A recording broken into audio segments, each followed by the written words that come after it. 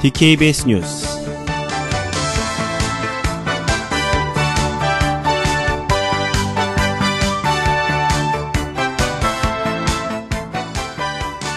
정부가 의사들의 집단 휴진을 막기 위해 대한의사협회와 협의한 사항들을 놓고 다른 이해관계 단체들이 비난하고 나섰습니다. 정부가 사립탐정, 매매주택 연출가 등 신직업 40여 개 육성 추진 계획을 발표했습니다. 유명인 자살 보도에 따른 베르테르 효과가 통계적으로 입증됐습니다. 이상 오늘의 주요 뉴스입니다.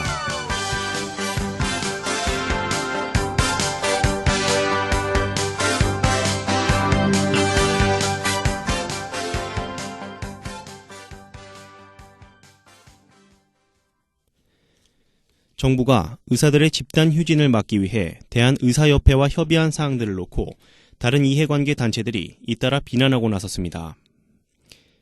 경제정의실천시민연합, 소비자를 위한 시민모임 등으로 이뤄진 건강보험 가입자 포럼은 오는 18일 성명을 내고 국민의 보험료와 의료비 폭등으로 이어질 정부와 의사협회의 야합 결과를 인정할 수 없다고 비판했습니다.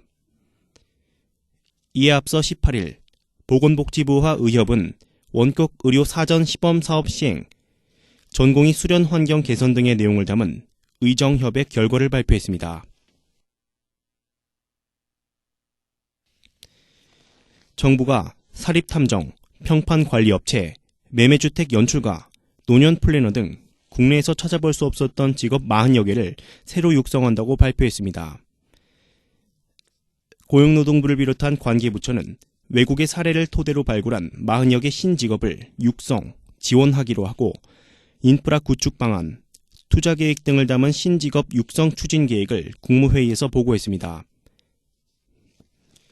정부는 지난해 7월 100여 개의 신직업 육성 방안을 발표했지만 문신시술가 등 일부 직업과 다툼이 있을 수 있는 직업과 이혼 플래너 등 명칭에 문제가 있는 직업이 논란이 되자 올해 40여 개 신직업을 다시 선정했습니다.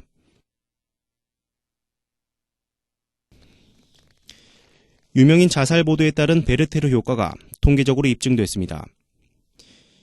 유명인 자살 보도가 모방 자살을 가져온다는 통설을 국내 연구진이 통계적으로 처음 입증했습니다.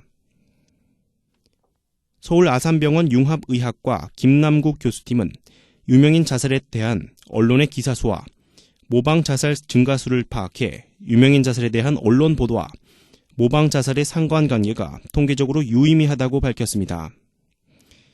연구진은 지난 1990년부터 2010년 사이 자살한 유명인 중 15명을 모델링해 분석한 결과 상관계수가 0.74로 유의미한 값이 나왔다고 밝혔습니다.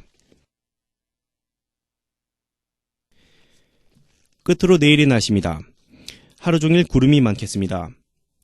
최저기온은 4도, 최고기온은 14도, 강수 확률은 20%입니다.